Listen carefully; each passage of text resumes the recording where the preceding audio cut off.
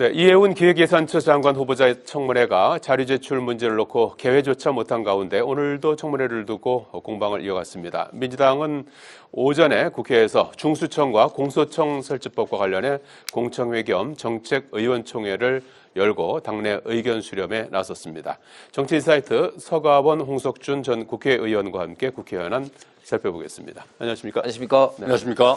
자, 먼저 이해운 기획예산처 장관 후보자에 대한 인사청문회 원래 어제 예정이 됐었는데 담당 그 상임위인 재경위에서 기재위.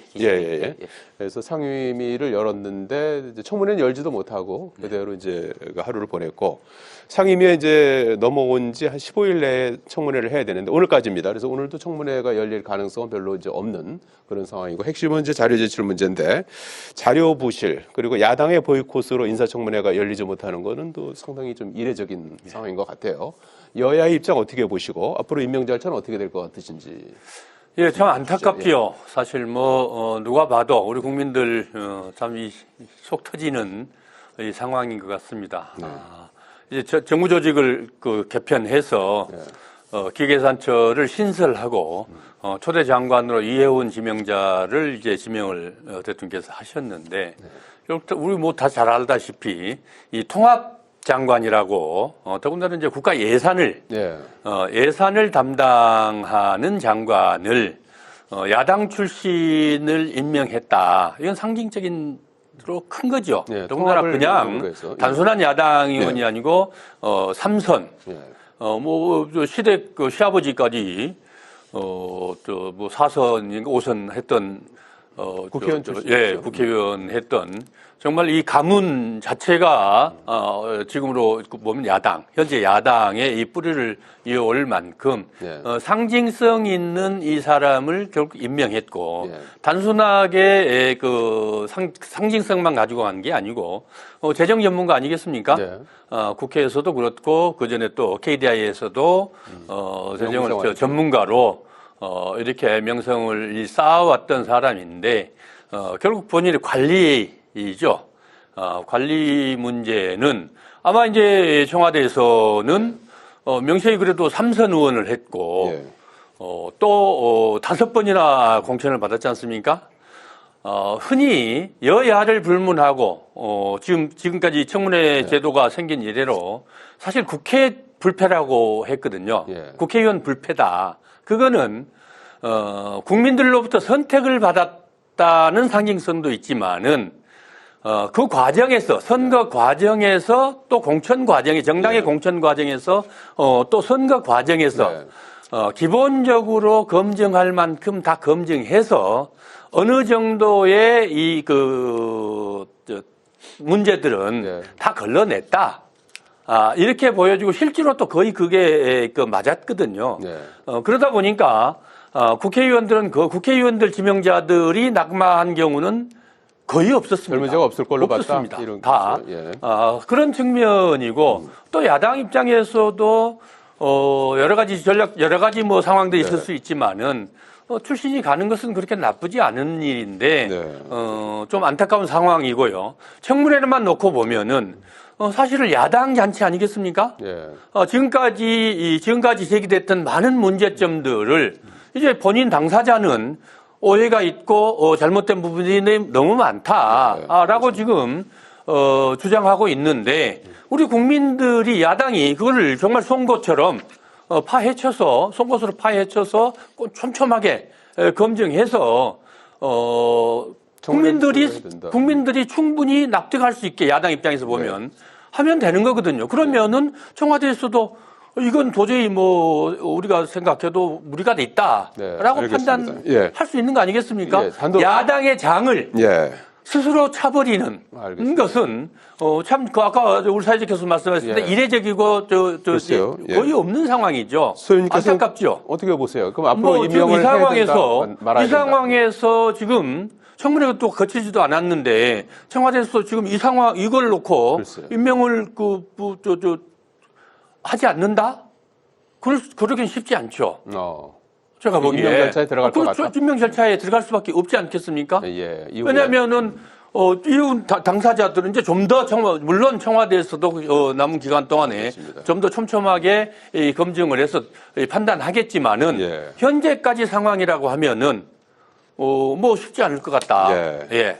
예. 청와대 입장에서 임명 절차를 진행할 거다. 진행할 수밖에 이렇게 없을 보여지는 것이다. 거죠. 보셨는데 예. 홍 의원님은 어떻게 예상하십니까? 예, 지금 이재명 정권 들어와서 이제 인사가 지금 참사되고 있는데 그 김민석 총리부터 검증이라든지 또 인사청문을 통해서 어떤 도덕적인 여러 가지 문제점이 드러났습니다. 이해운 지명자 같은 경우는 뭐 당 소속을 떠나서 지금 여러 가지 어떤 갑질이라든지 또 재산 증식하는 데 있어서 여러 가지 문제가 지금 나오고 있지 않습니까? 그래서 사실 이제 인사청문회 말씀하신 것처럼 야당이 제대로 역할을 함으로써 검증을 함으로써 국민들로부터 과연 이 사람이 장관직을 수행하는 데 맞는지 도덕성이라든지 정책적 영향을 갖고 있는지 제대로 소명할 수 있는 그런 자리여야 되는데 그 전제가 자료입니다. 근데 예.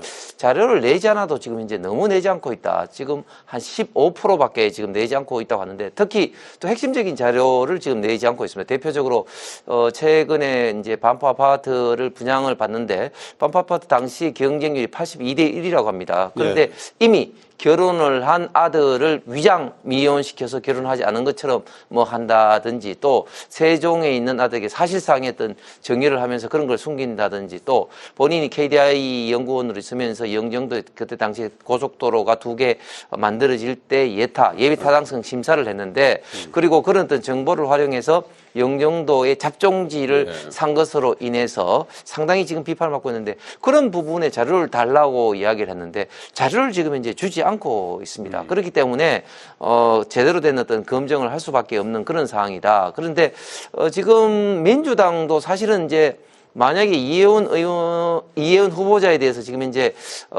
지금 청문회를 뭐 열고 또 강행하고 또 이걸 또 임명한다면 지금 여론조사에서 굉장히 이해운 후보자에 대해서 비판적인 여론이 많기 때문에 만약 임명을 한다면 그 부담은 고스란히 민주당과 특히 이재명 대통령이 갈 수밖에 없다. 그런 측면에서 임명하는 것을 상당히 좀 신중하게 해야 될 거. 그리고 또 민주당 의원들과 또 이제 방송 끝나고 난 다음에 하는 이야기가 에이 괜히 지명했어 이런 어떤 이야기를 지금 많이 하고 있을 정도로 민주당 내에서도 굉장히 지금 많이 좀 부담을 느끼고 있는 상황입니다. 그렇기 때문에 민주당에서도 자료를 좀 더 보완해서 내도록 하고 난 다음에 청문회를 통해서 국민들의 제대로 된 평가, 심판을 받도록 하는 것이 맞을 것 같습니다. 오후 시간으로 접어들어서 뭐 청문회가 오늘 뭐 열리지 않을 가능성이 이제 커 보이는 상황이고 그 이후에 이제 임명 절차가 또 어떻게 진행이 될지 이런 부분이 지금 현재로서는 관심사인 것 같습니다. 자, 그리고 민주당이 오전부터 중수청 공소청 법안 지금 거기에 대한 이제 의견 수렴 작업에 들어갔습니다. 쟁점은 대개 한 3가지 정도가 아닌가 싶습니다. 공수처 같은 경우에는 이른바 이제 수사 요구권, 보안 수사권 이 부분이 있고 중수청 같은 경우에는 이제 수사사법관, 이제 전문 수사관 이제 이완화된 문제가 있고 그 다음에 중수청의 수사 대상 범죄를 갖다가 이제 어떻게 할지 이런 부분들이 쟁점인 것 같은데 어떻게 좀 정리가 되고 있습니까? 예, 지금 말씀 잘 해주셨듯이 그런 쟁점들을 가지고 지금 정부안을 가지고 지금 이제 당정 통해서 조율 중에 있고, 오늘 뭐 지금 의총 아직 진행 중인 것으로 알고 있는데, 오늘 뭐 결론 나기는 만만치는 않을 것 같긴 합니다만은, 어쨌든 심도 깊은 논의가 여권에서 이루어지고 있다. 이렇게 보여지고요. 사실 뭐 우리 국민들 너무너무 잘 알고 이 가장 우리 국민들의 정책으로 보면은 지지도가 가장 높은 이 정책 중에 하나 아니겠습니까? 검경 수사권 독립 문제. 결국 특정 검찰들 이 정치 검찰이라고 얘기해 왔듯이 선택적 수사 또 정치적 기소 이 무소불위의 권력을 가진 이 검찰권을 더 이상 이대로 놔둬서는 안 된다. 결국 윤석열 이 정권까지 탄생시키면서 우리 국민들이 정말 이 뼈저리게 느끼고 있는 것들이고 말씀드렸듯이 그래서 그만큼 국민적 지지도 높은 정책인데 이게 특성상 그 검찰 권력의 특성상 출발부터 명확하게 하지 않고서는 자칫하면은 큰 혼선이 빚어질 수 있다. 어떤 정책이든 출발해서 또 보완하고 하는데 이 검찰 권력의 특성상 이 만만치 않기 때문에 출발을 정확하게 하고 가야 된다. 이게 국민적 요구고 또 여권 특히 여당 의원들의 바람이기도 한 것 같습니다. 또 그래야 당연하고요. 결국 핵심은 지금 말씀 주셨듯이 결국 이 검찰 수사권을 완전히 회수해서 명실상부하게 분리할 수 있어야 한다. 그 논점에 지금 보안수사권이 있는데 정청래 대표께서 잘 정리를 했더라고요. 요구권으로 하자. 결국 수사청에서 수사를 아무리 잘 한다 해도 또 기소를 하는 기소청 입장에서 보면은 이게 가서 또 무죄 판결을 받을 소지가 있고 또 여러 가지 성립 자체가 안 될 수도 있는 거 아니겠습니까? 그랬을 때 검찰에서 수사청에서 수사검사가 직접 수사를 할 것이냐, 아니면은 검찰이 중수청에 이 보완을 요구할 것이냐. 결국 직접 수사하게 하면 지금 검찰하고 뭐가 다르겠습니까? 결국은 요구권 그런 정도로 요구권 정도 하게 되면은 우리 국민들이 우려하는 수사 지연 문제라든지 알겠습니다. 여러 가지 혼선 문제도 할 수 있고 또 정책의 안정 을 기할 수 있겠다. 알겠습니다. 아마 그런 방향으로 가지 않을까 싶고요. 나머지 문제들 수사 범위의 문제라든지 또 기관의 행안부와 이 법무부에서 맡는 이 중수청과 기소청 특히 이 행안부의 권력이 너무 커지는 거 아니냐 이런 문제들은 충분히 이 논의 과정에서 보완될 수 있는 문제고 또 운영상의 묘를 살릴 수 있겠다 이런 생각입니다. 공소청의 보안수사권은 이제 보안수사 요구권 정도로 이제 두는 것이 이제 맞지 않겠냐. 그렇게 가지 않겠냐 싶습니다. 첫 단추를 좀 잘 깨야겠다 이제 질문을 해주셨고요. 홍 의원님은 어떻게 좀 정리가 됐다고? 저는 지금 민주당과 이재명 정권이 우리 대한민국의 100년대 그리고 국가의 가장 중요한 법치 체계를 정말 엉망으로 만들고 있다. 걸레로 만들고 있다고 봅니다. 왜냐하면 근대 사법 이래로 가장 중요한 법치 체계, 사법 체계의 중요한 원칙은 두 가지입니다. 첫 번째, 국민의 기본권 보호와 그리고 이것을 실현하기 위해서 명확하고 단순하게 검경 수사권이 있어야 되는데 지금 일단 이 안에 전반적으로 굉장히 문제점은 뭐냐면 굉장히 복잡다기하게 되어 있습니다. 기존에 경찰이 있죠, 중수본이 있죠, 검찰이 있었습니다. 그런데 여기서 또 중수청이 생겨났습니다. 또 이게 기소청이 또 이게 지금 있기 때문에 국민들은 지금 지난번 내란 관련해서 이제 공수처에서 이게 수사권이 있느냐 없느냐 때문에도 다투었는데 굉장히 지금 이제 수사 권한이 복잡해졌고 또 비대해졌습니다. 지금 중수청이라는 기관이 생김으로써 굉장히 조직이 지금 방대했기 때문에 국민의 어떤 권익을 보호하기 위해서 단순해야 될 수사와 이 기소를 담당하는 검경 조직이 굉장히 복잡 비대해졌다. 근본적인 문제가 있는 거고 그다음에 세부적으로 들어가 봤을 때 지금 저는 일부 보안 수사권은 당연히 있어야 된다고 생각하는데 저는 이것도 이 문제지만 지금 중수청이 생김으로 인해서 중수청과 타 기관과의 어떤 그 업무 영역 면에서 굉장히 혼란이 있을 수밖에 없습니다. 그래서 지금 중수청 법안에서는 업무가 중복될 때는 중수청이 우선한다. 이런 어떤 조항까지 있습니다만 과연 먼저 우선한다는 게 어디까지 할 것인지는 실무적으로 들어가면